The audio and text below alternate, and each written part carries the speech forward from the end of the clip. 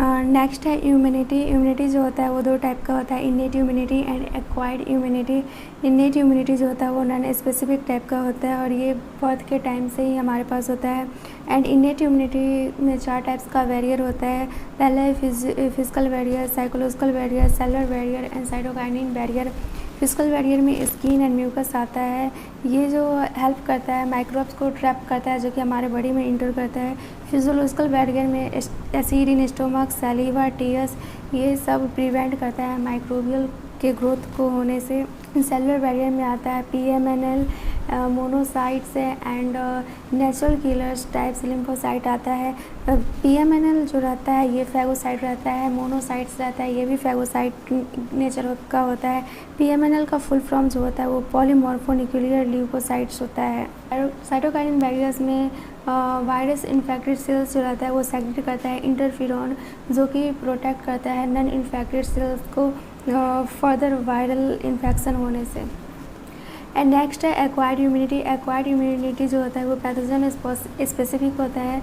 जब प्राइमरी मतलब कि जब फर्स्ट टाइम पैथोजन अटैक करता है तब उतना रिस्पॉन्स नहीं करता है, बट यही जब सेकेंड टाइम वही पैथोजन अटैक करता है तो ये फास्ट रिएक्ट करता है, मतलब कि पहले से ही तैयार रहता है। एंड एक्वायर्ड इम्यूनिटी जो रहता है ये मेमोरी बेस्ड वे रहता है। लिम्फोसाइट जो होता है वो दो टाइप का होता है, B lymphocyte and T lymphocyte.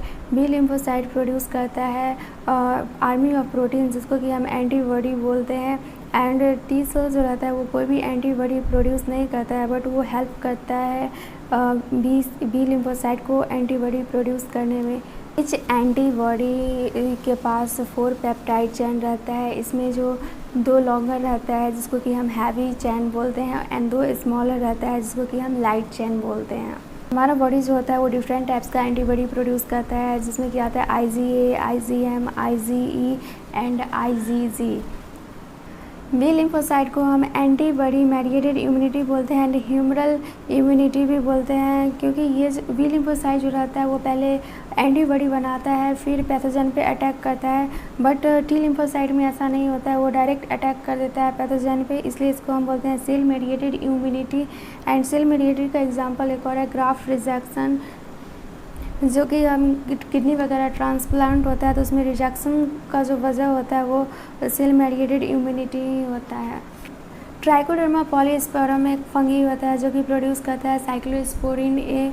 इसका यूज़ होता है इम्यूनो सप्रेसिव एजेंट में जब ऑर्गन ट्रांसप्लांट वगैरह होता है तब।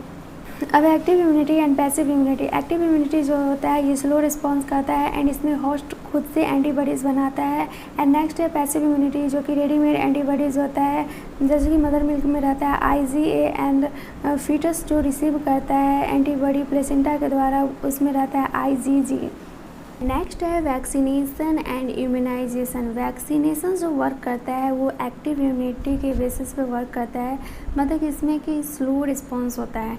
एंड इम्यूनाइजेशन जो वर्क करता है वो रेडीमेड इम्यूनिटी के बेसिस पे वर्क करता है, इसका जो रिस्पॉन्स होता है फास्ट होता है।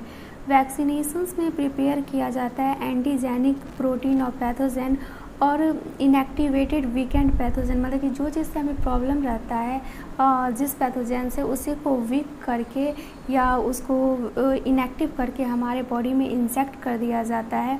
एंड वैक्सीन जो होता है वो भी जनरेट करता है memory B and T sales.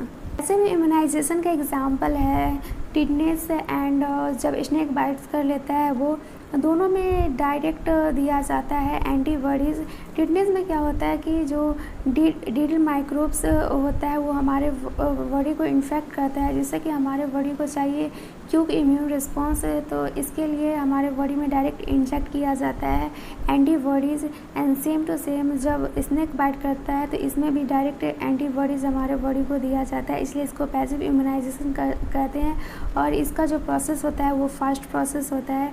Recombinant यानी टेक्नोलॉजी से ही इसके ही वजह से वैक्सीन बनाता है हेपेटाइटिस बी वैक्सीन। नेक्स्ट है एलर्जी। एलर्जी में होता है कि इसमें एक केमिकल रिलीज होता है मास्ट सेल से जिसको कि हम बोलते हैं हिस्टामाइन एंड सेरोटोनिन। इस इस एलर्जी को रिड्यूस करने के लिए हम यूज़ करते हैं ड्रग्स, एंटीहिस्टामाइन, एड्रेनलिन और स्टेरॉइड्स, जो कि इजली रिड्यूस कर देता है हमारे सिम्टम्स को।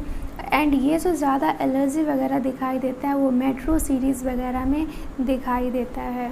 स्टेरॉइड्स जो होता है वो यूज़फुल होता है अस्थमा, रिमोटॉइड आर्थराइटिस के ट्रीटमेंट के लिए। ऑटो इम्यूनिटी में होता है कि ये फॉरेन ऑर्गेनिज्म को डिफ्रेंशिएट नहीं कर पाता है एंड खुद के ही सेल को फॉरेन सेल समझ के उसी पे अटैक करने लगता है। एंड इसका एग्जांपल है rheumatoid arthritis and myasthenia gravis. Next है immune system in the body. Human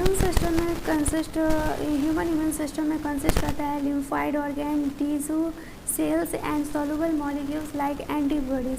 lymphoid organ primary lymphoid organ में आता है bone marrow and thymus.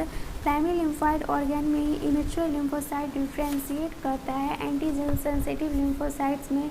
And जब ये लिम्फोसाइट मैच्योर हो जाता है तब ये माइग्रेट करता है सेकेंडरी लिम्फोइड ऑर्गन में। सेकेंडरी लिम्फोइड ऑर्गन में आता है spleen, lymph nodes, tonsil, pair patches of small intestine और अपेंडिक्स। सेकेंडरी लिम्फोइड ऑर्गन एक साइट प्रोवाइड करता है जहाँ पे कि इंट्रैक्शन होता है लिम्फोसाइट और एंटीजन का। एंड बोन मैरो जो होता है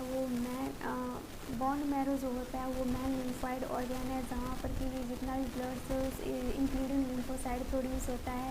थाइमस जो होता है वो लोवेड ऑर्गन होता है, लोकेटेड होता है हार्ट के पास एंड ब्रेस्ट बोन के नीचे।